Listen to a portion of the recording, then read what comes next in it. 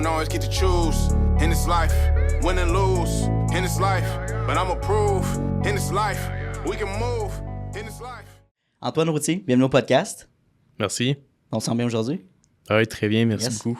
Là, tu partais de loin, hein? Tu partais de Québec. Québec ce matin. Là, aujourd'hui, tu étais à Magog. Ouais, petite escale dans l'Estrie. Nice, moi, c'est cool. Puis, je suis content de t'avoir, évidemment. Ubi a passé sur TikTok, dans les journaux aussi. Guillaume Abatiello, qui en parlait, évidemment, qui promotait votre plateforme immobilière. Pendant un petit moment, on a arrêté d'en entendre parler. C'était peut-être voulu, je sais pas. On pourrait en parler aujourd'hui. Avant d'embarquer là-dedans, j'aimerais que tu parles un petit peu plus de toi, ton parcours, ton background professionnel. Puis ensuite, on va tomber dans Ubi. Ouais, c'est bon. On a combien de temps pour faire ça? Mais écoute, je te donne 15 minutes, 15-20 minutes, ça compte. Pas de stress. Moi, j'étais un petit gars du Saguenay-Lac-Saint-Jean. Puis je suis un gars qui était super curieux. Puis je m'intéressais à tout ce qui était scientifique, les chiffres, les ordinateurs, puis tout ça. J'ai suivi un parcours dans ce domaine-là. Fait que j'ai fini mon baccalauréat en génie industriel. OK. Je m'intéressais à plein de trucs là-dedans parce que c'est le meilleur génie du monde. Là. C'est le génie de l'optimisation t'optimises des ressources, de l'argent puis du temps. Fait que c'est partout dans le monde. Autant dans pharmaceutique que l'hôtellerie, que le réseau de transport. Fait qu'il y avait tellement d'ouverture dans ce domaine-là, puis ça me passionnait. OK. Puis je me suis mis à l'appliquer rapidement. Fait que j'ai commencé à travailler dans une usine. Fait que je faisais de la gestion de qualité sur une usine d'armoires. OK. Puis, super rapidement, là, j'ai réalisé que c'était pas pour moi le monde de l'usine. Là. Puis, c'était moins stimulant que ce que je pensais. Puis, c'était plus poussiéreux aussi. Ça a duré combien de temps? Tu as fait ça pendant? Pas longtemps, vraiment pas longtemps. Et ça a commencé comme un projet étudiant. Puis, il y avait des opportunités pour continuer là-dedans. Puis, finalement, ça a été. Ça vraiment pas, non. Mais j'ai tout de suite compris que moi, c'est pas dans l'usine que j'allais travailler. Puis j'ai eu l'opportunité plus tard dans mon parcours d'études de faire l'émission commerciale que ça s'appelle à l'Université Laval à Québec. C'est un programme qui développe des étudiants à représenter à l'international des entreprises. OK, cool. Puis c'est souvent des étudiants d'administration, mais ils prennent aussi des gens en génie parce qu'il y a beaucoup d'entreprises qui vont s'exporter. C'est des entreprises qui sont plus techniques puis ont réalisé que les ingénieurs parfois sont bons aussi pour vendre. Okay. Fait que je me suis intéressé à ce programme-là, puis je me disais, ce serait cool, tu sais, voyager dans le monde, représenter les entreprises dans le monde technologique ou ayant une touche de génie à travers les ventes. Fait que je trouvais ça intéressant. J'ai représenté une business de meubles. OK. Alors, donc, on a préparé une mission au Mexique, okay. Puis là, la COVID est arrivée. Nice. J'aurais pas dit nice, mais je comprends ton commentaire. Ils nous ont dit, maintenant, tu peux plus voyager. Puis là, nous, on s'en allait là-bas pour plusieurs semaines démarcher des détaillants qu'on avait préalablement trouvés. Puis on a pris la décision de ne pas le faire à distance. On s'est dit, on va attendre que la COVID, ça se termine, puis on y retournera.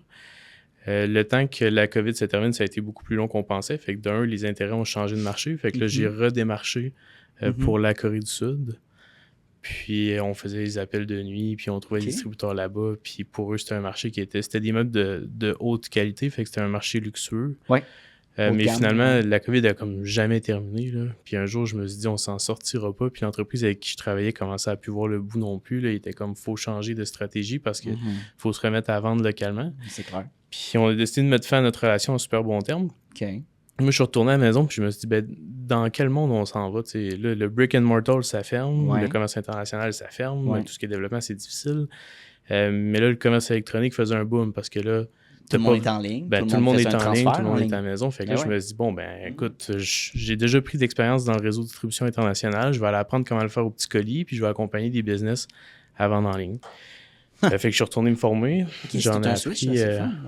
Ouais, mais tu sais, c'est tout dans le même... c'est vraiment pas le même domaine, mais c'est la même stratégie d'optimisation. C'est la même façon de monter une structure. Fait que je trouvais ça intéressant aussi. Puis je l'avais fait pour du container, mais là, je m'en allais le faire pour du petit colis. Puis j'ai travaillé là-dedans pendant 3-4 ans. J'ai commencé pour une boîte à Québec qui accompagnait déjà des entreprises, puis j'ai pu monter à l'intérieur de cette boîte-là un département de logistique. Okay. Je gérais plusieurs millions de dollars de ventes par année pour j'avais 12 clients au plus gros. Puis mais j'ai tout le temps eu la petite fibre entrepreneuriale de pas nécessairement être mon propre boss, mais j'aime ça réaliser les visions que j'ai, puis j'aime ça travailler à ma façon. Puis quand j'ai une idée en tête ou j'ai une façon de travailler en tête que je désire pousser, ça devient très difficile de me faire rentrer dans le moule. Puis moi, j'avais envie de pousser plus loin l'expertise logistique dans la boîte où j'étais. Ok. Puis la réponse que j'avais, puis qui fait tout à fait du sens, là, je comprends d'avoir répondu ainsi, mais que c'était pas leur core business. Là. Eux, c'était pas ça qu'ils faisaient au day-to-day, c'était une toute petite équipe, puis ils voulaient pas trop mettre d'efforts là-dedans. Ouais. Fait que j'ai décidé de quitter puis partir à mon compte. Ok. Fait que pour... j'allais dire la première fois. C'était la deuxième fois, là, j'ai eu un autre petit projet d'entreprise, là, mais moins pertinent. Mais en tout cas, j'ai parti ma propre boîte de support logistique au commerce international, du petit colis. Puis finalement, j'ai engagé 3 gars pour travailler avec moi, puis on accompagnait encore des manufacturiers québécois qui faisaient un certain volume à vendre à l'international. Puis j'ai réalisé que ces gens-là, pas qu'ils se foutaient de leur vente, mais c'est pas ça qu'ils voulaient savoir quand ils faisaient affaire avec moi. Eux, ils ouvraient des nouveaux marchés, puis ils voulaient savoir est-ce que ça vaut la peine d'investir des millions pour avoir un vrai réseau de distribution là-bas, mettre des efforts marketing là-bas, ouvrir des équipes là-bas. Puis leur façon de le savoir, c'était de le tester avec le commerce électronique, parce que c'est facile d'ouvrir un marché. Là, tu dis, je mets un site web dans cette langue-là, puis je me mets à envoyer du stock là-bas, puis je vends. Mais là, qu'est-ce qui se passe quand je vends? C'est ça qui devenait vraiment important. Puis c'est là que j'ai commencé à développer l'expertise de collecte, structure de données puis d'intelligence artificielle pour faire un reporting intelligent à ces entreprises-là. Pour lui dire, quand on a assigné 500 000 de stock là-bas, voici ce qui a mal été, voici ce qui a changé entre-temps, est-ce que nos parts de marché, c'est quoi, les commentaires qui ont été laissés, c'est quoi, ramasser le plus de données possible, les structurer pour que ça soit lisible puis valuable, puis après ça, les présenter. Puis à travers tout ça, j'avais beaucoup de plaisir, mais j'ai aussi la difficulté à vendre mon temps. Fait que de mettre un taux horaire, disons, sur ta tête, un peu, c'est un peu ça? J'avais tout le temps l'impression que c'était cool ce qu'on faisait, puis ça générait beaucoup d'argent, mais ça construisait rien. Autrement dit, si demain tu arrêtes de travailler, le taux horaire que tu faisais la veille, tu le fais plus. Puis tu n'as pas créé de valeur, à moins que quelqu'un veuille racheter des clients, mais tu vends ton expérience personnelle, puis à moins que ce soit une grosse entreprise de consultation, techniquement, ça vaut rien. Fait qu'à plusieurs reprises, je lançais des petits projets, puis là, j'étais full investi dans mon petit projet, puis ce que ça faisait, c'est que j'avais l'impression de construire, mais là, à moitié parce que je gardais le service conseil, puis il arrivait tout le temps un moment où je manquais d'argent, je mettais le projet de côté, puis je retournais faire du service conseil. Fait que j'ai essayé plein de trucs, mais ça m'a fait apprendre énormément. Puis un jour, une de mes amies à moi qui est courtière immobilière, elle m'a dit, j'ai un projet dans le monde de l'immobilier, puis j'aimerais ça que tu viennes m'aider, qu'on le fasse ensemble. J'ai jamais eu d'incorporation, lever de cash, monter d'équipe ou des trucs comme ça. Fait que j'ai dit, parfait, ça m'intéresse. Moi, ça fait plein de petits projets que j'essaye. Puis comme... T'attendais un projet plus sérieux pour te lancer à temps plein, disons? Je pense que c'est moi qu'il fallait qu'il soit plus sérieux. Là. OK. J'imagine que tous les entrepreneurs passent par là, mais j'avais l'impression de pouvoir tout faire en même temps, puis j'essayais des trucs en me disant ça va être facile. Surestimé ton temps. Mon temps, mes ressources financières, puis ça faisait que je revenais tout le temps à la consultation, puis à vendre mon temps, même si je ne trouvais pas là-dessus. Parce que c'était stable, puis c'était sécuritaire. Je savais que je m'assoyais au bureau, je faisais tant de dollars de l'heure, puis tant que je me relevais pas, je faisais tant de dollars de l'heure. Ça fait du sens. OK. Puis, mais là, de le faire en équipe, ça me poussait à travailler plus fort. Puis je pouvais pas me dire, fuck off cette semaine, je vais juste faire du service conseil puis faire rentrer de l'argent. Exact. Puis on a monté un projet qui n'est pas UB, mais qui était dans le monde de l'immobilier puis qui avait pour objectif de générer des leads à des courtiers immobiliers. Oui, OK.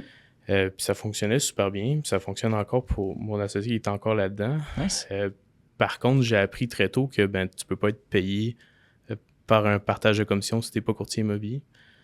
Ah, OK, faut que tu aies la licence d'un courtier faut pour que tu ça. sois courtier immobilier pour toucher... Même si tu amènes le lead, tu amènes la vente, si tu veux. Exact. Tu peux vendre le lead, mais si tu veux faire une commission sur le lead, soit un partage de distribution, il faut que tu sois courtier toi-même. Intéressant, OK.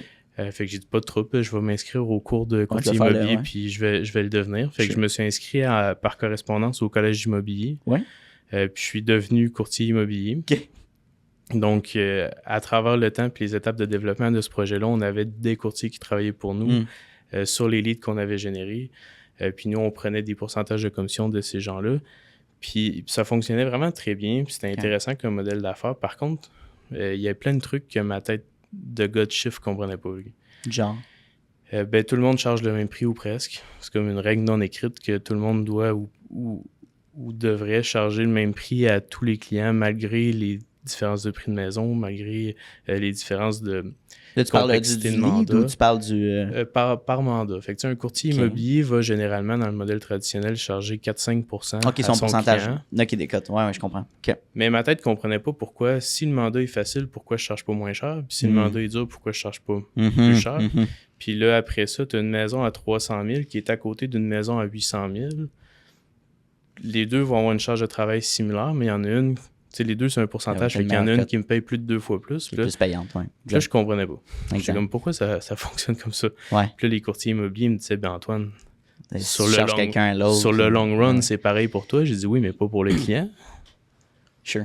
Ouais. Puis, Ouais. en tout cas, ça me rentrait pas Ouais. dans la tête. Je comprends. Puis l'autre Ouais. truc qui me rentrait pas dans la tête, c'est que moi, j'étais un gars de données, de structure, de processus. Puis je m'étais dit, ben je vais utiliser mes compétences pour automatiser des tâches de l'équipe pour qu'on avance plus vite dans les mandats. Mm. Puis ultimement, d'être plus efficace, donc pouvoir charger moins cher. Mm. Puis la réponse que j'ai eue, c'est, ben Antoine, on peut pas charger moins cher. Pourquoi on travaillerait mieux, on peut pas charger moins cher? Puis c'est la réponse que j'avais de plus gros courtiers, parce que j'allais en voir d'autres, ils me disaient, ben ça, c'est mon adjointe qui les fait, puis mon adjointe a fait 50 000 par année, ça me dérange pas de donner 50 000 par année. OK. Fait que je comprenais pas non plus pourquoi t'as pas envie de travailler plus efficacement. Hmm.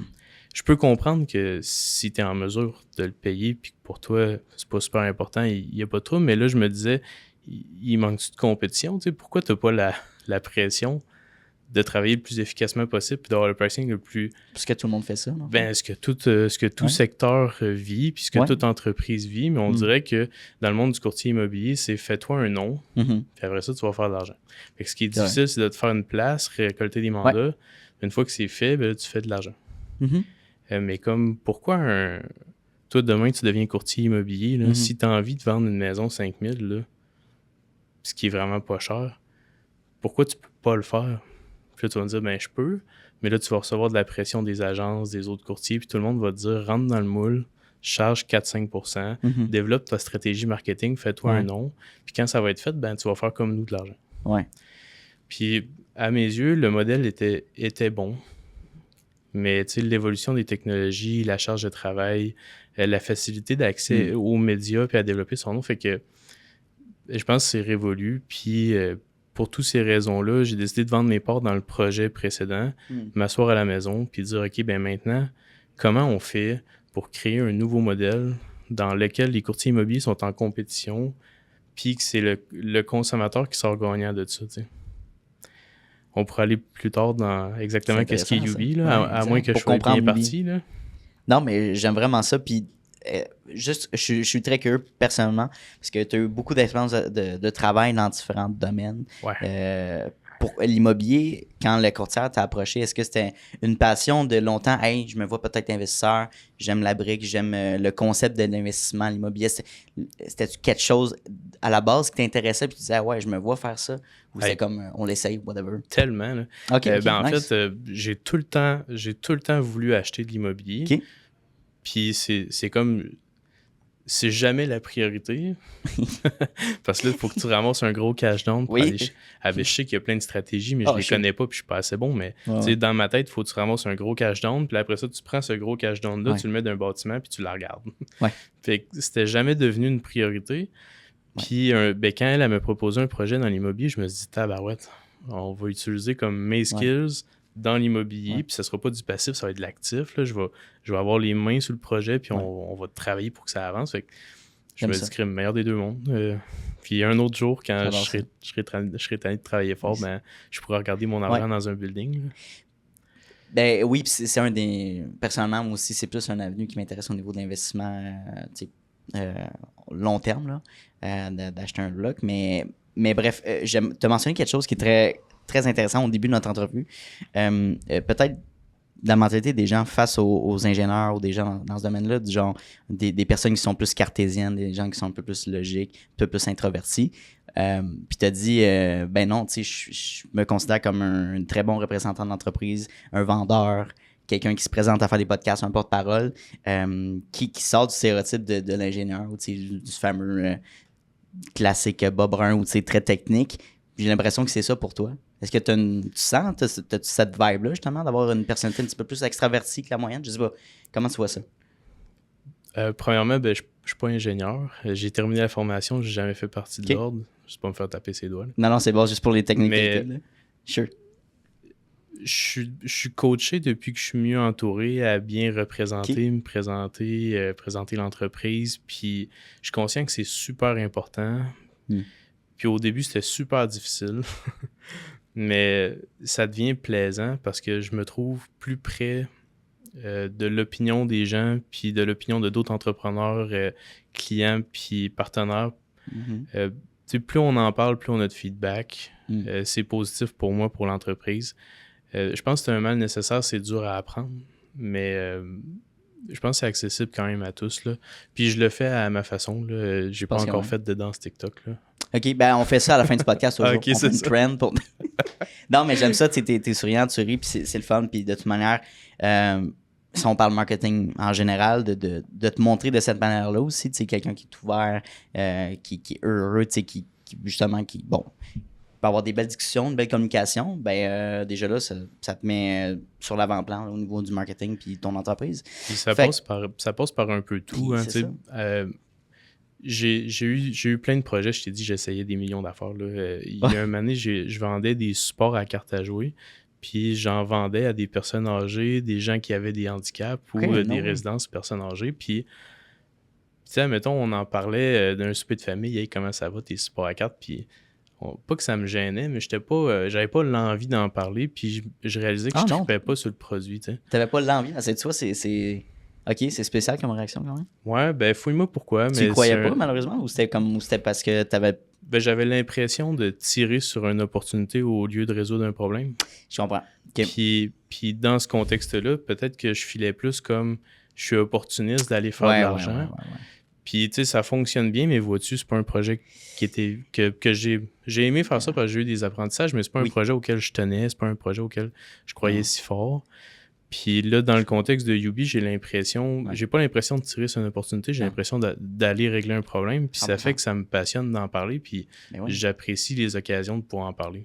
Tu as un impact, puis tu veux développer... Quand on développe une entreprise sérieusement, puis c'est le long terme, puis c'est correct de vouloir faire de l'argent, c'est nécessaire, mais plus loin que ça, pourquoi on fait de l'argent, comment on le réinvestit, quelle personne au pluriel qu'on veut impacter justement avec notre projet. Fait que oui, Ubi, plateforme immobilière. Tu parles d'impact. Là, en date d'aujourd'hui, on a des statistiques de l'impact qu'on a pour les gens. Puis, en moyenne, une personne qui est venue chez nous pour trouver son courtier immobilier a sauvé 12 600 $. Fait que cette personne-là, puis c'est plus taxe, là. Ouais. Si tu prends un salaire net moyen là, de 45 50 000, là, c'est peut-être 30% de son année. Exact. Et 30% d'une année sur 50 semaines, ça fait quoi? Ça fait 18 à 20 semaines de travail complet là, que tu viens d'économiser sur ton année. Puis ouais, exactement. Puis tu sais, je veux dire, comment je pourrais dire ça? L'argument des courtiers immobiliers, c'est que oui, on charge 4-5%, mais on va aller chercher un prix de vente supplémentaire avec cette cote-là. Ouais. Plateforme immobilière et Ubi, pour qu'on comprenne, dans le fond, je suis quelqu'un qui a une maison. Je vais la mettre en vente. Je passe pas par un courtier. Je passe directement avec Ubi. On la met en vente, le prix de vente que je me base sur mes connaissances, que je pense qu'il vaut. Puis après, tu as quoi? Tu as un client potentiel, un acheteur potentiel qui voudrait passer sur la plateforme puis faire la transaction. C'est quoi un peu le processus ou comment tu le vends? Ouais, si tu me permets, je reviens en arrière au moment où je me suis assis puis j'ai dit comment on fait pour mettre les courtiers en compétition pour qu'ils travaillent plus efficacement ou qu'ils sentent la pression de travailler plus efficacement. Ouais. Je savais déjà que c'était un monde qui était super réglementé. Puis mon premier réflexe a été d'aller chercher un avis légal sur différentes idées que j'avais. J'ai engagé à contrat l'ancienne directrice du département légal de l'OACIQ. Puis là, on a eu beaucoup de back and forth sur les différents modèles d'affaires potentiels pour arriver à la conclusion que si on désirait que le courtier immobilier sente la pression de travailler plus efficacement et d'avoir un pricing compétitif, il fallait qu'il soit en compétition avec les autres. Après ça, il fallait qu'il soit plus près de sa paye parce que le courtier, il payait à la clôture. Fait que si un client dit « Moi, je pense vendre dans 3 ans, ça vaut pas grand-chose pour le courtier versus lui qui dit « Moi, je vends, puis il faut que ça soit vendu le mois d'après. » Puis dernièrement, si le client est capable, d'avoir permis au client d'abattre des tâches à valeur ajoutée. Si j'ai déjà pris des photos professionnelles, j'ai déjà une évaluation de la valeur marchande, j'ai déjà fait des trucs que le courtier n'aura pas à refaire. Fait que là, on est parti sur cette prémisse-là, puis on a développé la plateforme qui te permet d'afficher seul. Exact. Puis quand tu affiches seul, on te guide sur ce que tu dois faire. Fait que là, ça te coûte rien, tu rentres, tu affiches ta maison, on te propose un photographe professionnel que lui, tu dois payer pour avoir ses services, mais tu n'es pas obligé. On te propose une évaluation de la valeur marchande, on te dit quels documents accumuler. Puis là, quand tu sens le besoin d'un support de courtier immobilier, puis il y en a que c'est dès le début, il y en a, ils veulent pas se casser le basic, ils rentrent chez nous, ils disent « moi, je veux un courtier ». Fait que, eux, ils n'ont pas abattu de tâches à valeur ajoutée, mais ils mettent les courtiers en compétition quand même pour avoir leur mandat. Mais le parcours où tu as réussi à avancer, prendre tes photos, évaluer ta maison, quand tu te dis c'est trop pour moi ou je suis tanné de le faire ou maintenant je veux du support, tu lèves la main, tu dis moi, je veux un courtier immobilier pour continuer ma transaction. Nous, tu vas nous dire t'es rendu où. Fait que tu vas avoir quelques cases à cocher pour dire ça c'est fait, ça c'est fait, ça c'est fait. On prend cette information-là, on l'envoie à tous les courtiers immobiliers de ton secteur qui travaillent avec nous. Puis eux vont te retourner des soumissions à prix fixe. Fait que là, il n'y a pas d'histoire de pourcentage. Ils vont dire, moi, je termine ta transaction pour 7 000 10 000 20 000 Puis les outils disponibles aux courtiers immobiliers pour se vendre sont une photo de profil, une vidéo de présentation, une description de ses services. Fait que toi, tu peux consulter le profil complet de tous les courtiers, puis comment ils te chargent pour terminer ta transaction. Fait que là, tu as toute l'information nécessaire pour prendre une décision éclairée. Là. Tu peux prendre le téléphone, tu peux appeler le courtier immobilier, tu peux aller voir ses réseaux sociaux, tu peux voir quelles annonces sont en sa gestion présentement. Puis après ça, tu sélectionnes ton courtier, puis ce courtier-là termine ta transaction. Cela étant dit, tu n'es jamais obligé d'en prendre un non plus. Tu pourrais faire le processus complet chez nous, puis si c'est complètement désir, gratuit. Si tu veux le faire, tu peux faire le processus de A à Z sans frais. Sans frais, c'est possible. Mais nous, on recommande au moins de pancarte. La pancarte, elle coûte 23 $ shippé chez toi. Là. 100%. Mais si quelqu'un voudrait à 100%, il pourrait... il y a les documents de transaction, il y a la même visibilité que les autres. Ça, c'est un problème qu'on a plus soulevé en cours de développement, mais présentement, tu vas affaire avec un courtier immobilier, il va mettre ta maison sur Centris. Centris, c'est une super de belle visibilité, il va rejoindre beaucoup d'acheteurs.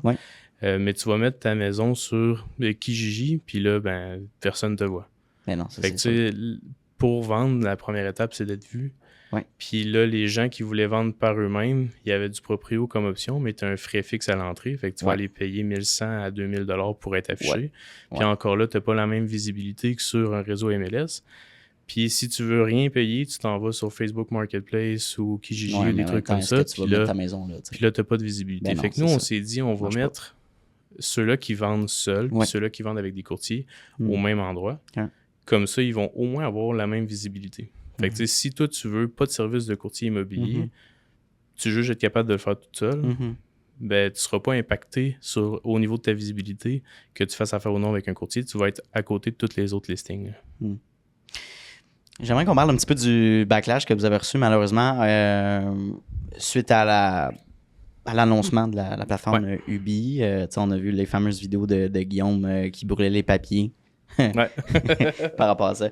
Je pense que c'est du Proprio puis Centris qui se sont conjoints pour dire que on est contre cette plateforme-là, blablabla. Explique-nous un peu qu'est-ce qui s'est passé avant puis pendant. Là.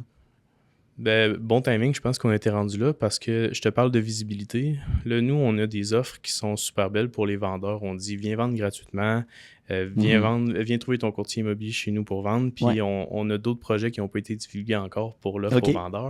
Fait que on encadre bien le vendeur, mais s'il ne vend pas, ça ne sert à rien. Fait que là, il fallait attirer des acheteurs pour que ces acheteurs-là voient nos vendeurs. Fait qu'un matin, on s'est assis, on a mis l'acheteur sur un board, puis on s'est dit qu'est-ce qu'il veut l'acheteur? Et comment on fait pour l'avoir chez nous?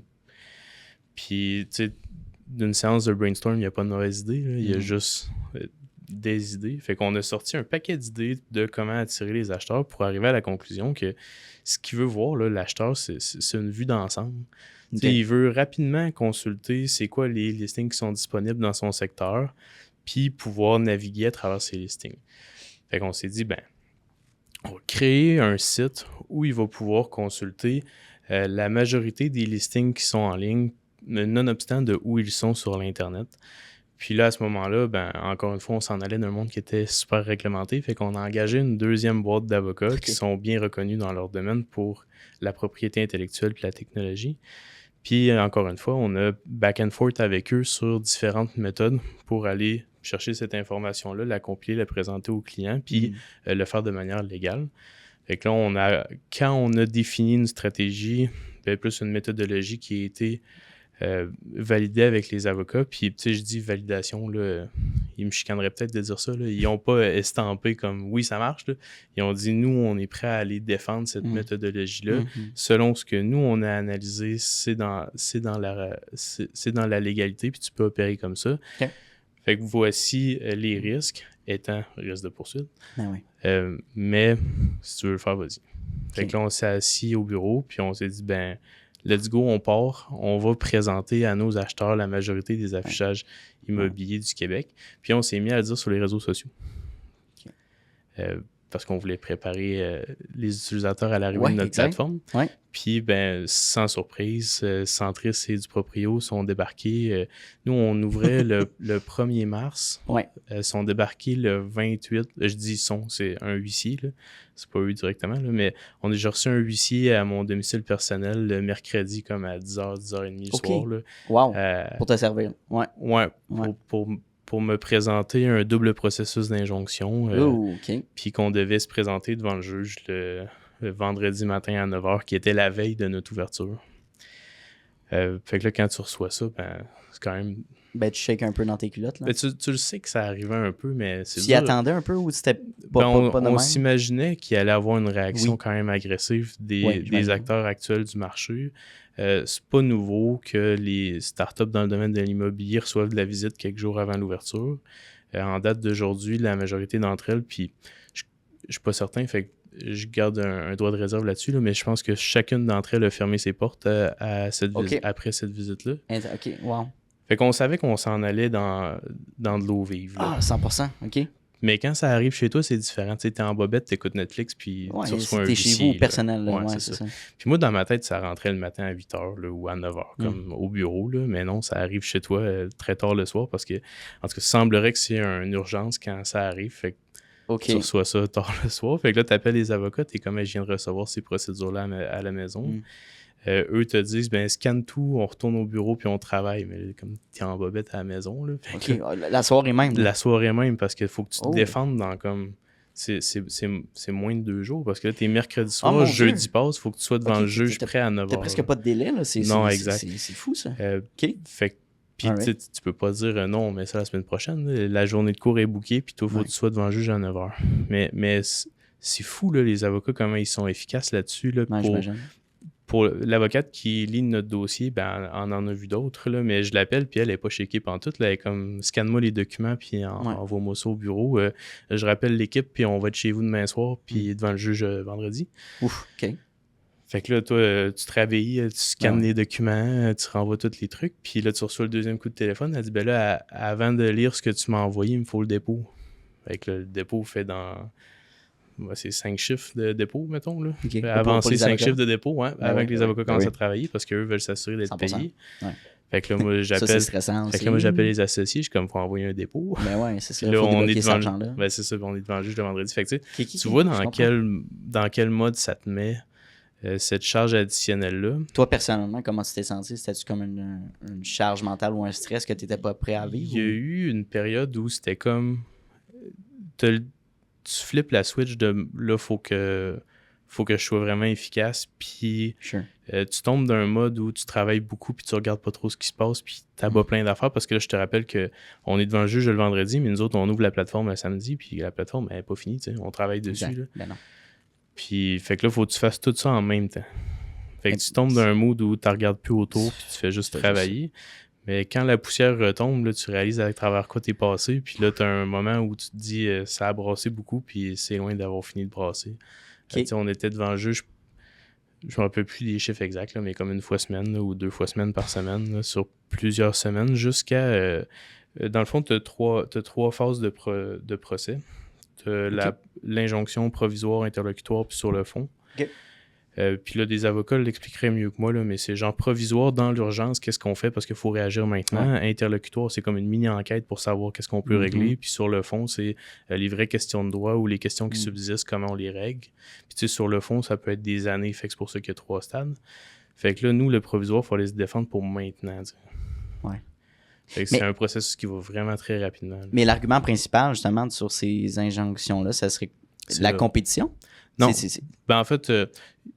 ils se sont donnés à cœur joie sur les accusations, là, mais règle générale, c'est que nous, on a dit, on va afficher des listings sur notre site qu'on a trouvé sur Internet. Ouais, OK.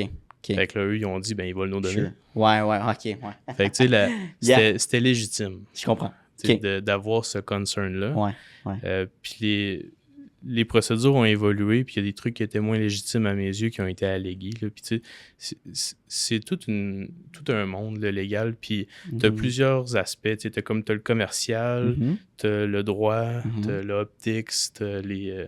fait que, un moment donné, j'étais assis dans une salle de cours, puis l'avocat de l'autre côté, il dit au juge que je suis passible de 10 ans de prison parce que j'étais un pirate informatique. Là. Fait que, OK, ben oui. Fait que là, t'es comme... On est là. Moi, ça, je suis passible de 10 ans de prison. Fait que tu vois le genre d'impact que ça peut avoir sur ton quotidien, puis la perception de ce que tu fais, puis... Ben, c'est clair. Puis je veux dire, c'est fou comment on dirait que la machine de l'immobilier, puis tu sais, on parle au Québec, mais ça doit être présent un peu partout dans le monde, là. Comment c'est lourd, puis qu'il y a beaucoup de processus, puis c'est réservé peut-être pour certaines manières de fonctionner. Puis si on essaye d'innover ou de changer le modèle, ça vient choquer plusieurs personnes. Là. Ben, là, on parle de plein de sujets que peut-être on ne pourra pas publier, mais on s'en reparlera. Ouais. Tu sais, admettons, nous, on le voit parce qu'on innove là-dedans. Oui. Mais c'est pas d'hier que d'autres personnes s'y intéressent. Tu as le bureau de la concurrence qui est dans le dossier depuis des années. Là. Fait que tu vois que, à mes yeux, c'est inévitable qu'il faut que ça innove ce marché-là, puis qu'il y ait des barrières qui s'ouvrent, puis des innovations qui se fassent. Parce que c'est aussi un marché qui est super lucratif. Ce qui fait que ces acteurs-là ont les poches profondes pour se défendre. Puis commercialement, c'est sûrement une bonne idée de leur part de le faire. Là. C'est juste que nous, on est de l'autre côté, puis on vit les contre-coups de ça freine notre innovation, de vivre ça. Mais c'est intense. C'est très intense.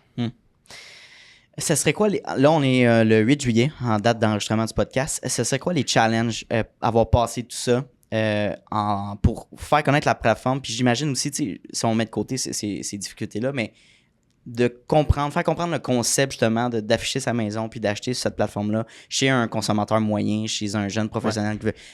Parce que le réflexe de base, c'est de dire, OK, par exemple, de quelqu'un qui veut s'acheter une maison, vendre sa maison, je connais quelqu'un, conseil immobilier, il faut que tu passes comme ça, c'est la manière de fonctionner. Comment tu fais pour démystifier puis faire connaître justement cette nouvelle manière de fonctionner-là pour l'échange immobilier, je dirais? Oui, c'est un gros défi. Puis, tu sais, ça fonctionne comme ça depuis des dizaines et des dizaines d'années. Ça a toujours fonctionné même, tu sais. Par contre, tu as comme une courbe d'adoption pour tout produit technologique. Tu as tes early adopters, puis après ça, tu commences à avoir une acceptabilité. Après ça, tu as la masse, puis là, ça devient intéressant. Fait on savait qu'on allait avoir des gens qui allaient l'essayer. On savait pas combien on allait avoir de personnes, puis on savait encore moins comment ça allait se passer pour eux. Tu sais, même que tantôt, je pense que c'est pré-entrevue, je me rappelle pas si c'est enregistré, mais tu me disais, on a entendu vraiment beaucoup parler de vous, la version on n'a entendu plus parler de vous, puis là, vous revenez tranquillement comme qu'est-ce qui s'est passé. Oui, il y a comme un... Ouais. Mais nous, on a développé une plateforme qui était très raw. T'sais. On avait notre idée de base dans la plateforme, mais avant de passer des centaines de milliers de dollars, voire des millions dans le développement de cette plateforme-là, on voulait savoir si on s'en allait dans le mur ou pas, là. Si on présente ça à des consommateurs, ils vont en penser quoi? Ils vont avoir quels commentaires? Puis qu'est-ce qu'il va avoir comme... Nous, on a plein d'idées pour développer ce produit-là. C'est peut-être pas des bonnes idées. Puis comme de fait, il y en a qu'on pensait que c'était des bonnes idées avant de les mettre sur le marché. Puis c'est toujours dans le backlog, ça n'a jamais été développé. Mais dans le fond, on a créé beaucoup de visibilité pour la plateforme. On a rendu disponible la plateforme dans son état raw au public. Puis on a récolté le plus de commentaires possible. On avait des gens au bureau qui étaient dédiés à récolter des commentaires. Ils rentraient 2, 3, 400 commentaires par jour. Ce qui fonctionnait pas, qu'est-ce qu'ils aimeraient voir, comment ils voudraient que ça se passe. Puis tu sais, on a flippé des processus bout pour bout. Là, on a reconstruit des sections de la plateforme au complet. Puis c'est ça qu'on a fait entre le mois de mars et aujourd'hui. Fait que dans le fond, on avait plein d'idées sur comment développer la plateforme, mais on savait pas c'est quoi que le consommateur voulait. Puis admettons que tu es dans un contexte B2B, c'est assez facile d'aller voir un gros joueur, de dire voici ce que j'ai comme technologie, utilise-le un peu, donne-moi ton feedback. Mais comme consommateur, là, moi, ma mère, elle trouvait que c'était bien beau. Là. Elle était pas super critique. Là. Fait que, tu sais, on avait besoin de le mettre dans des mains de vrais utilisateurs. Pour qu'ils le testent, là, vraiment. Pour qu'ils le testent. Puis l'utilisateur que tu si je te reach out puis je te dis ceci est un test, donne-moi ton feedback, tu vas l'utiliser puis tu vas dire ok, ouais, ça c'est pas parfait, ça c'est pas parfait, mais tu seras pas super critique, tu sais. Mais quelqu'un qui rentre avec l'attente d'utiliser un service, puis encore plus si quelqu'un paye pour aller utiliser un service, puis qui s'attend. Fait que là, on récolte du commentaire en tabarouette. Là. Des vraies données. Là. Ouais. Des vraies données. Fait que là, on a tout récolté ces commentaires-là, on l'a mis dans un calendrier de développement, puis on l'a priorisé. Puis là, on abat ça sans relâche depuis. Puis là, on arrive à un point où on a réglé la grande majorité des commentaires qu'on jugeait pertinents. Ben, félicitations. Puis vous avez une équipe, évidemment, derrière ça. Puis c'est impressionnant de bâtir ça. Puis pour finir sur ta question de comment tu présentes ce modèle-là aux gens, ben de un, le faire tester à plein de gens, puis qui n'en parlent dans leur réseau, ça nous a aidé. On a eu énormément de référencement. On recevait des appels de comme je comprends pas trop encore, mais cette personne-là me dit que c'était bon, puis je veux comprendre. Fait que ça, c'est du bouche à oreille qui a été pertinent pour nous. Puis un défi que moi j'ai connu, que j'avais jamais touché avant par rapport au marketing sur les réseaux sociaux, c'est que si moi je m'assis devant une chaise de droit puis je t'explique comment ça fonctionne notre plateforme, il y a 10 personnes qui me regardent. Si Guillaume prend un papier et le brûle, il y a des millions de personnes qui la regardent. Fait que là, les gens se rappellent qu'on est fendant ou qu'on a envoyé chez quelqu'un, mais ils se rappellent pas en tout comment ça marche la plateforme. Puis peu importe comment on fait de vidéo pour leur dire comment ça marche, ils se rappellent juste que Guillaume a brûlé un papier, tu sais. Fait que là, on avait un énorme défi d'éducation, puis c'est encore en train de se travailler, mais on essaie d'en mettre dans la plateforme. On est comme, on va piquer l'intérêt des gens, puis après ça, on va suivre leur parcours dans la plateforme, puis on va s'assurer que quand ils rentrent, on leur explique comment ça marche. Fait que comme ça, notre défi, c'est plus tant de leur dire c'est quoi, comment ça marche, c'est de les faire rentrer chez nous. Puis là, quand ils rentrent chez nous, on va t'expliquer comment ça marche. Fait que il y a plein de technologies qui existent pour suivre des parcours utilisateurs, regarder la navigation que fait quelqu'un, analyser c'est quoi l'impact de ce libellé-là versus ce libellé-là. Fait qu'on passe beaucoup de temps sur les flows de la plateforme pour que tu comprennes ce qui est en train de se passer puis tes options, au lieu d'essayer de l'expliquer à tout le monde. Exact. Mais non, 100%. Puis c'est ça, c'est drôle parce que c'est vraiment... C'est où est-ce que ma tête est allée tantôt quand j'ai mentionné le Guillaume qui brûle le papier. Mais les gens fixent justement sur un point clickbait qui généralise tellement peu de choses. En réalité, ce qu'on fait en ce moment, c'est des manières aussi d'éduquer, comme de t'asseoir avec un micro aussi dans ce format-là. Oui. C'est en format interview, format éducation, puis les gens ont le temps de comprendre en long et en large qu'est-ce que c'est, pourquoi on le fait, les difficultés, puis les bons coups, puis le côté positif de tout ça. Exact. Mais oui, tu sais, il y a tellement de choses à bâtir. C'est une réputation à bâtir, une notoriété. Mais le gros morceau, c'est la compréhension, à 100%. Compréhension, puis de briser le système de pensée qu'on pense que c'est la seule manière de fonctionner quand on a une transaction immobilière. Puis tu sais, tantôt, on parlait de la courbe des early adopters, après ça, de ceux qui vont prendre, puis comme la masse. Puis dans cette courbe-là, il faut que tu acceptes quelque part qu'il y en a qui sont juste trop loin pour t'utiliser aujourd'hui. Fait que tu sais, je prends pour exemple, il y a un gars au bureau, un de ses amis, il voulait pas nous utiliser.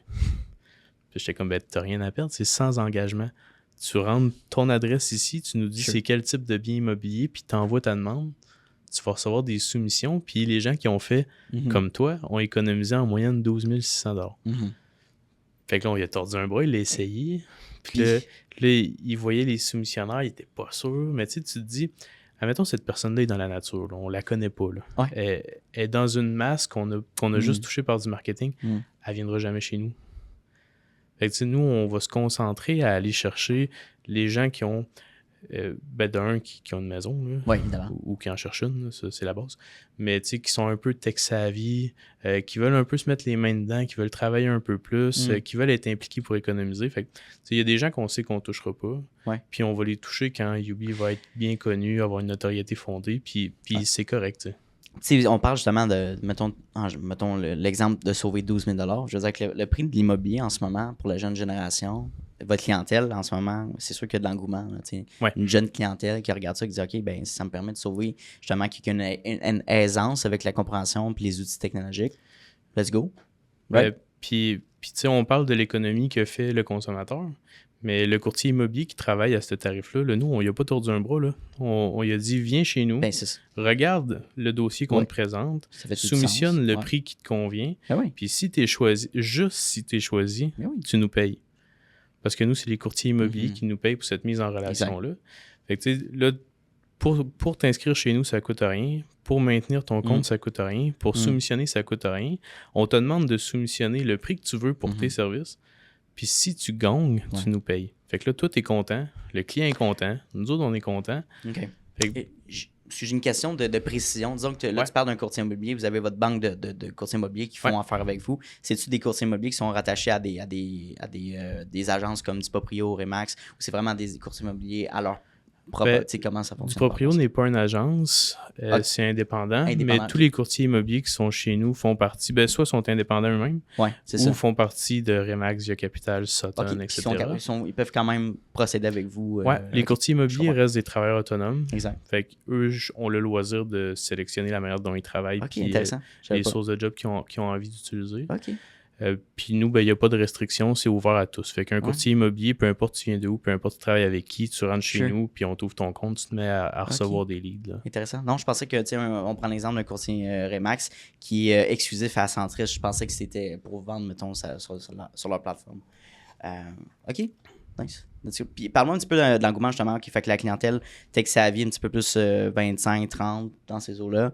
Quel type de propriété qu'on peut s'attendre à voir sur la plateforme? On a parlé de maison. Est-ce que tu peux avoir du commercial, tu peux avoir du condominium, tu peux avoir du chalet? C'est quoi un peu la variété? En fait, on a commencé avec les maisons unifamiliales, puis je sais pas, là, tout le temps d'une optique de on veut de quoi dans les mains du consommateur rapidement. On s'était dit on va juste faire les maisons. C'est le plus gros, Ouais, mais là, tu fais juste les maisons, puis t'es comme, mais tu sais, un jumelé puis une maison rangée, c'est une maison. Fait que là, on les met. Ouais. Puis là, on est comme, mais il y a des jumelés en copropriété. Exact, fait que là, c'est ça. faut faire le truc pour la copropriété. Fait que là, tant qu'à ça, on va mettre le condo. Yep. Mais là, t'as les maisons, tout ce qui est copropriété. Fait que là, on met les terrains. Là, t'es comme, tu sais, j'ai tout le résidentiel. Fait que là, on met le commercial. Fait que là, finalement tu peux tout faire chez nous. Intéressant. Ouais. Multi-logement, j'imagine. Aussi, multiplex. C'est bon. OK. C'est intéressant. Puis j'aimerais qu'on parle justement des objectifs 2025. On a parlé des challenges actuels, de peut-être de faire connaître la plateforme puis de démystifier. Ensuite, ça serait quoi le next step là, pour propulser puis peut-être améliorer cette plateforme-là pour décembre 2025, maintenant? En termes d'objectifs, à court terme, c'est d'être utilisé. Là. Fait que pour nous, on veut être connu, on veut que ça soit clair et concis quand tu rentres, que tu comprennes comment ça marche, puis d'avoir des utilisateurs récurrents. Fait que si toi, tu achètes une maison, tu viens chez nous, tu viens chez nous 2-3 fois semaine. Mais tout ça, je te dirais que c'est plus des efforts marketing. Comme on va recommencer à être super présent. On va débloquer des budgets parce que ce qu'on a fait jusqu'à maintenant, on l'a fait avec pratiquement pas de marketing. Là. Mais maintenant que notre technologie est solide puis qu'on a ajusté la plateforme en fonction de tout ce qu'on a reçu comme commentaire client, là, on part en grande. Puis on a une nouvelle offre aux vendeurs qui s'en vient aussi, que tu pourras voir dans les prochains mois. Là. OK. Mais tout dans l'optique d'être utilisé puis d'aller prendre des parts de marché de l'affichage immobilier. OK. Nice. Tu peux-tu amener une réponse un petit peu plus personnelle à cette question-là, à savoir, toi, tes objectifs personnels 2025? As-tu des projets de vie que tu aimerais faire de ton bord? Je peux-tu dire prendre des vacances? Ou... si c'est possible, avec en ce moment, je sais pas. Là, non, mais honnêtement, je vis très bien dans le contexte où ça demande beaucoup, beaucoup, beaucoup de travail. Puis moi, j'apprécie ça. Puis je lisais dernièrement un autre entrepreneur que je connais qui a partagé ses réseaux sociaux que lui, il fait du vélo de route. Puis comme quand je fais du vélo de route, c'est un flow. Puis comme être entrepreneur, c'est aussi de tomber dans un flow de travail. Fait que, tu travailles fort, mais tu es concentré là-dessus, le temps passe vite. Puis la notion de flow fait que c'est comme une activité. Là. Puis même que en date d'aujourd'hui, c'est plus dur pour moi de faire autre chose que de travailler. Parce que tu es dans de le beat, travailler. dans c'est ça, tu es comme dans le flow de travail de Okay. C'est important qu'on le fasse maintenant. On a des trucs qui sont urgents à régler, puis il y a du jus de bras à mettre dedans. Fait, puis c'est un contexte le fun. Fait, pour moi, personnellement, là, je pense que mes objectifs sont alignés avec la business dans la prochaine année. Là. Intéressant. As-tu déjà senti que tu étais déstabilisé? T'sais, on parle souvent de l'équilibre de vie. Selon toi, est-ce que tu es capable d'atteindre ça ou tu l'as déjà atteint? Ça m'aide beaucoup d'avoir accès à des gens comme les Abatiello puis leur entourage pour parler de ça. Puis Ben, j'allais dire dernièrement, ça fait déjà plusieurs mois, mais je te disais tantôt que j'avais de la misère à me concentrer, puis quand je faisais des petits projets, j'en revenais à la consultation. Ouais. Ben, tu sais, j'ai tout fermé, Ouais. autre business ou side project, ou Mhm. pour me concentrer que sur Yubi. Mhm. Puis c'était difficile à faire parce que tu as l'impression que c'est risqué, mais au final, je pense que ce qui est risqué, c'est de faire plein d'affaires en même temps, mais d'avoir la confiance puis l'input de gens comme ben, je travaille surtout avec Guillaume, là. Ouais. Mais tu sais, je lui présente ça, je dis là, voici le split de mon temps, puis comme on sait dans quoi on s'en va, puis ça fait comme pas de sens de garder mes autres entreprises. Fait que là, tu fermes les autres entreprises, puis là, tu vis un stress. T'es comme ça fait plusieurs années que ça remplit mes poches. Puis là, je mets tout dans ce panier-là. Fait que ça, pour moi, ça a été j'aurais le goût de te dire un apprentissage, mais tu le sais, là, c'est juste que de le faire, ça a été un gros pas, mais ça m'a beaucoup, beaucoup, beaucoup aidé. De me concentrer juste là-dessus. Puis j'avais l'impression qu'au début de Yubi, quand j'avais encore mon autre entreprise, je pouvais rentrer le soir, puis je me disais, il faut que je fasse ça dans l'autre entreprise. Tandis que là, je rentre le soir, puis je pense à ce que je pourrais faire de plus dans Yubi au lieu de ce qu'il faut que je fasse dans les autres. T'sais. De diviser à travers ces petits projets-là, puis là, tu y crois évidemment plus. Fait que ça, pour moi, c'est pas de quoi que j'avais planifié, mais c'est quand même un gros pas, je pense, de développement entrepreneurial de me concentrer sur un truc. Puis jusqu'à maintenant, j'apprécie beaucoup, puis je le regrette pas du tout. Là. Nice. Je pose souvent la question suivante. Est-ce que tu te considères comme un multi-entrepreneur dans le sens que si un jour tu veux découvrir ou développer un autre projet puis sortir de Ubi, partir à une autre entreprise qui t'intéresse ou plusieurs autres entreprises, peu importe, ou tu te considères comme Ubi, c'est mon projet de vie. T'sais, c'est sûr qu'à 27 ans, on s'entend, il y a des choses qui peuvent changer. Mais comment tu te vois? Comment tu te perçois dans le futur? Est-ce que c'est... Right? Admettons, je suis pas prêt à dire que Yubi, c'est mon projet de vie, mais moi, je vais être dans Yubi tout le temps que ça va vivre. Ok, je comprends ce que tu veux dire. Comme je te dis, dans le passé, j'avais de la difficulté à finir des projets, puis il venait aussi une partie de mon cerveau qui se disait « Voyons, t'es pas capable de finir, tu sais. » Admettons, tu commences quelque chose, mais tu le finis pas. Puis là, ça me travaillait tout le temps. Ah, c'est sûr. Puis tu sais, de là, rentrer dans Yubi, voir l'attraction, puis avoir le sentiment d'aller résoudre un vrai problème, puis de fermer toutes mes autres entreprises. C'est sûr qu'un soir, je me suis assis, puis j'étais comme, là, t'as vraiment pas le choix. Là. De un, je suis pas fier de moi d'avoir fermé ces projets-là, même si pertinemment, c'était comme pas fait pour vivre. Là. Mais là, je vais jusqu'au bout. Là.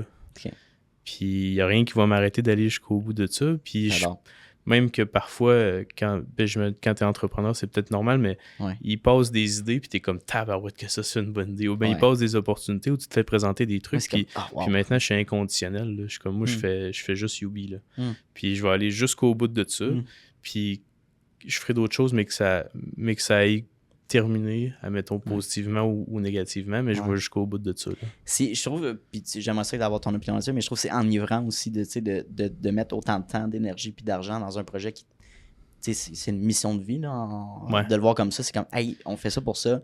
Puis malgré ces difficultés-là, disons qu'on prend les injonctions, c'est comme, hey, attends, mais s'il y a cette réaction-là, peut-être qu'on touche un bobo, une problématique qu'on devrait changer. On est dans la bonne direction. C'est sûr. C'est un bon signe. C'est sûr. Puis ça, c'est, admettons, le pouls du marché de... C'est sûr que tu n'as pas le choix de le voir de même. Là, le monde te tape dessus, puis tu as l'impression qu'ils protègent leur part de marché. Tu es comme, OK, on dérange les joueurs qui... On fait assez de bruit, puis on semble assez intéressant pour déranger ces gens-là. C'est cool, tu sais. Mais du côté entrepreneur, comme je te disais, de faire plein de trucs en même temps, c'est comme si tu te dis, j'essaye un projet entrepreneurial, puis là, quand ça devient difficile, tu es comme... Ah, je vais aller faire de l'argent dans mon entreprise qui roule déjà. Mais quand tu mets tout dans le même panier, puis tu te dis, moi, je m'en vais au bout de ça, quand ils rentrent des problèmes qui semblent insurmontables, c'est pas une option de retirer tes cartes. T'es comme, faut résoudre le problème. Non, on est là, on l'affronte. Puis comme il y en a rentré des gros problèmes, puis il y a rentré des problèmes qui pouvaient sembler insurmontables, mais t'es devant, puis t'es comme, pas le choix, faut résoudre ce problème-là. Fait que tu le résous, puis après, t'es comme, bon, crime, ça a fonctionné. 100%. Nice. Écoute, on arrive déjà à la troisième partie de l'entrevue. Fait qu'on va parler un petit peu de ta vision personnelle puis vision d'affaires. On a parlé évidemment des objectifs. Fait que, vision de succès. Toi, personnellement, à 27 ans, comment tu perçois le succès? Je pense que ça peut prendre plusieurs formes, puis ça peut prendre plusieurs formes pour plusieurs personnes, là, mais Moi, pour moi, si je m'assieds un soir puis je me dis j'ai eu du succès, c'est si j'ai pu construire une entité, une entreprise qui survit à moi, tu sais. Pouvoir Qui construire survit à toi? Ben, si moi je suis rendu trop vieux ou ça me tente plus, puis comme Ok, ouais, j'arrête je de comprends. Tu travailler, vas ben poursuivre. cette entreprise-là est devenue assez solide Mhm. pour continuer à vivre. Puis, tu sais, j'aurais l'impression d'avoir réussi à créer quelque chose qui, tu sais, c'est quasiment une personne, là, c'est quasiment un bébé, là. Puis, Ben, 100%. puis elle Ah se ouais. développe, tu t'investis dedans, tu investis des gens à l'intérieur, tu montes des structures, tu la formes. Hmm. Puis cette entreprise-là continue à vivre. Pour moi, ça serait un succès, là. J'adore insane. Puis, hey, excuse-moi, j'ai un flash, puis j'aime ça revenir des fois au début de l'entrevue. Tu m'as pas parlé de ton entourage, tes parents. Est-ce qu'ils sont dans la sphère entrepreneuriale? T'as-tu des frères, sœurs? C'est quoi la vibe?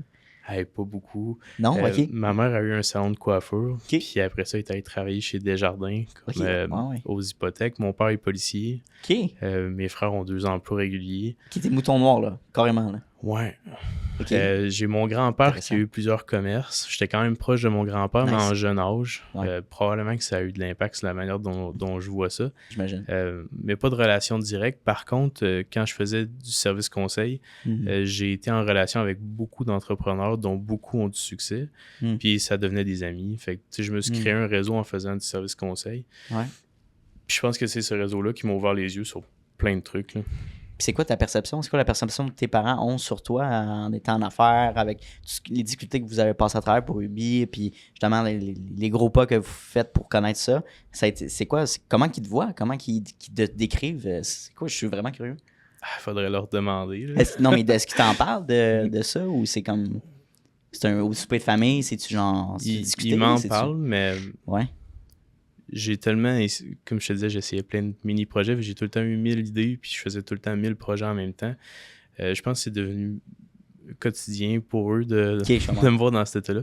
Ma blonde, c'est pareil, là. Ouais. Et tu sais, elle me regarde d'aller dans tous mes projets, puis elle est comme, bon, ben, c'est Antoine, là. Puis elle s'en fait Il est pas dans- avec ça. ouais, C'est exact. Ouais. Ok. c'est pratiquement un quotidien, là. J'aime ça. C'est sûr qu'il y a une notion de stress parfois, là, surtout avec les poursuites, puis quand tu vois dans les médias ce qui se passe, puis tout ça, mais Sure. je te dirais qu'ils sont super supportifs, puis j'ai pas, même si c'est pas dans leur background, j'ai l'impression qu'ils n'ont pas de difficulté à comprendre ce. Parce que j'ai du support, puis Ben, c'est ça me intéressant. convient, ouais. Tu sais, c'est une question que je pose souvent, encore une fois, parce que c'est intéressant de savoir si tu avais eu du mentorship ou, si tu as des parents entrepreneurs, ben, tu peux voir peut-être des fois tu as plus de tendance ou des skill sets ou des compétences dès un jeune âge. Au contraire, tu peux en avoir qui n'ont pas eu d'entrepreneurs dans leur famille, qui sont tout seuls, qui se lancent puis que ça fonctionne hyper bien. Fait que tout dépendant les contextes, j'aime ça quand même le questionner pour le podcast. Ouais, ben un des trucs que je tire par contre de mon développement plus d'enfance, là, puis ben ma mère c'est une fille de chiffres, fait qu'elle m'a appris à compter. Puis mon père c'est une personne qui apprend en le faisant, puis qui nous a élevés en le faisant. Nice. Fait que tu sais, s'il faut que tu apprennes à faire quelque chose, ben il te met devant le fait, puis vas-y mon grand. Fais-le. Ouais. Puis, tu sais, jusqu'à tard dans ma vie, là, même mon premier appartement, moi, j'avais 16 ans, je partais en appartement, j'habitais Roberval, je m'en allais en appartement au Saguenay à 16 ans, puis ils m'ont débarqué à l'appartement, puis ils ont dit « Bonne soirée, mon grand », puis là, faut que tu t'organises. Puis là, t'arrives, là, t'apprends tout, là. Ouais. Ben, j'ai l'impression que ça a construit en moi une manière de facilement m'adapter, puis d'apprendre rapidement, puis tu sais, de s'occuper de moi-même, là. Ouais, d'être autonome. Peut-être la notion de c'est moi qu'il faut qu'il le fasse. Ouais. Il n'y a pas tout le temps maman, papa ou quelqu'un qui va pouvoir me sauver.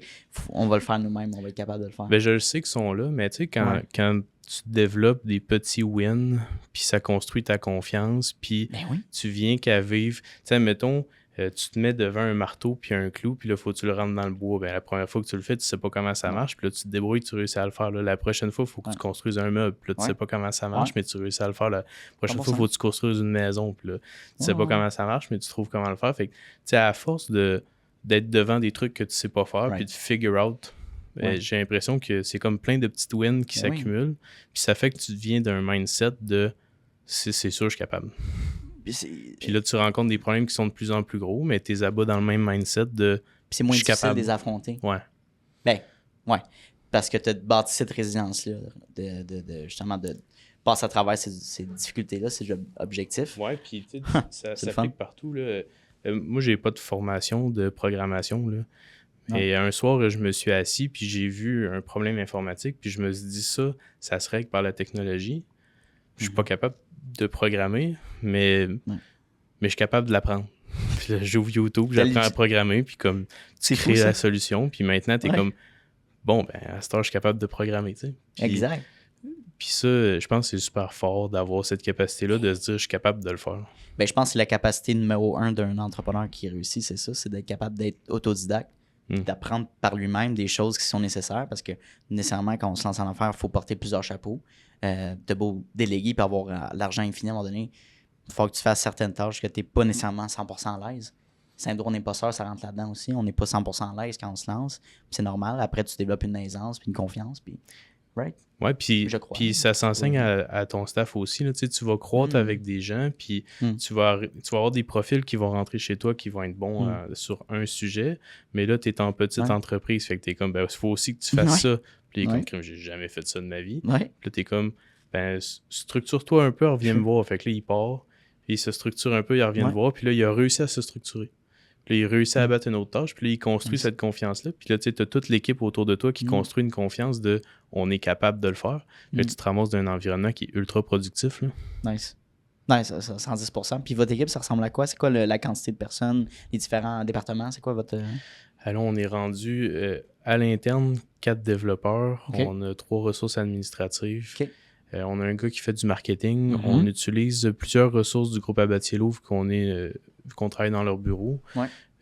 Je sais pas ça représente combien d'équivalents temps plein, mais c'est quand même plusieurs. Là, tout ce qui est légal, tout ce qui est RH, tout ce qui est comptabilité. Okay. Puis après ça, on fait affaire avec des boîtes externes pour du design, du développement, puis de l'IA. Tu dois au moins avoir une vingtaine de personnes qui travaillent sur Ubi. Là. C'est hot. Ça fait que ça va vite. Ben, j'imagine aussi que les objectifs de croissance vont en sorte qu'on veut aller chercher plus de monde dans l'équipe. Ou je ne sais pas. Je pense qu'on s'adapte en temps réel à la charge de travail. Puis on se dit tout le temps, c'est sûr qu'il faut le faire un jour, ça. On va le faire maintenant. Fait que là, on a beaucoup de projets en parallèle. Ça fait qu'on a besoin de beaucoup de monde. Mais l'équipe qu'on a en place, elle s'adapte super bien. Puis on a vraiment du bon monde qui croit à ce qu'on s'en va construire. Fait que je sais pas si ça ressemble à quoi l'équipe dans le futur. All right. Dernière question pour toi, mon chat. Ouais. Que je t'ai déjà posé pour que tu y penses à la fin de l'entrevue. Si tu avais l'opportunité de parler avec une... On va se reprendre, excuse-moi, Antoine. Si tu avais l'opportunité de parler avec une version de toi-même de 18 ans, qu'est-ce que tu te dirais ou conseillerais? Moi, je m'auto-conseillerais plus jeune de faire les trucs encore plus rapidement. Je considère que j'ai fait quand même des trucs assez rapides, des choix de carrière assez rapides puis des projets assez rapidement. Mais quand tu es jeune puis tu as moins d'expérience, j'ai l'impression que tu vois tout comme ultra risqué ou une grosse montagne ou comme c'est impossible à atteindre. Mais moi, je me dirais, fais-le. Là. Au pire, tu manqueras d'argent, tu retourneras à la maison. Là, mais essaye plein d'affaires puis c'est pas grave. Puis comme avance là-dedans puis c'est moins risqué que tu penses. Hein.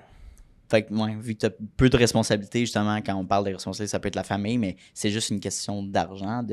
On peut toujours en refaire sans s'endetter, on s'entend. Ouais. Puis je pense pas que c'est des projets qui justifient une faillite quand tu essaies des trucs à 20 ans, mais comme au pire, tu n'as plus d'argent, puis tu retournes travailler. Puis t'es jeune, tu te repars pareil. T'sais. Fait que non, 100%. Fait je pense que quand tu es jeune, tu vois ça beaucoup plus risqué que ça l'est en réalité.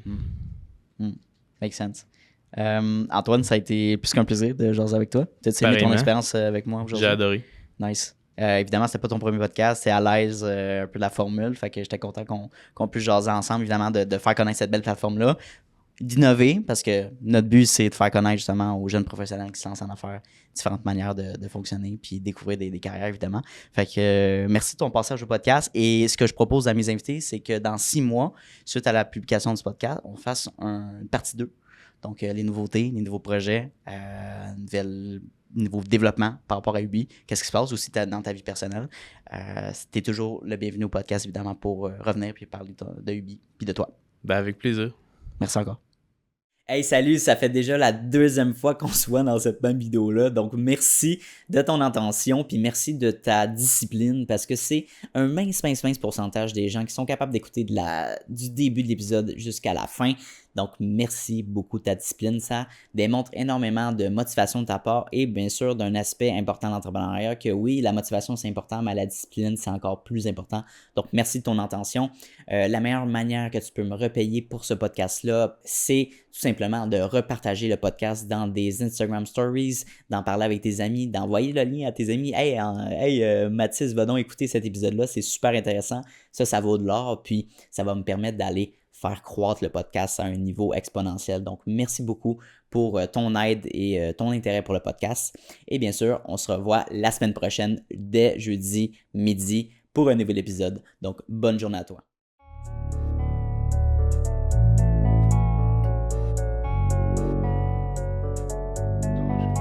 You don't always get to choose in this life, win and lose in this life. But I'ma prove in this life, we can move in this life.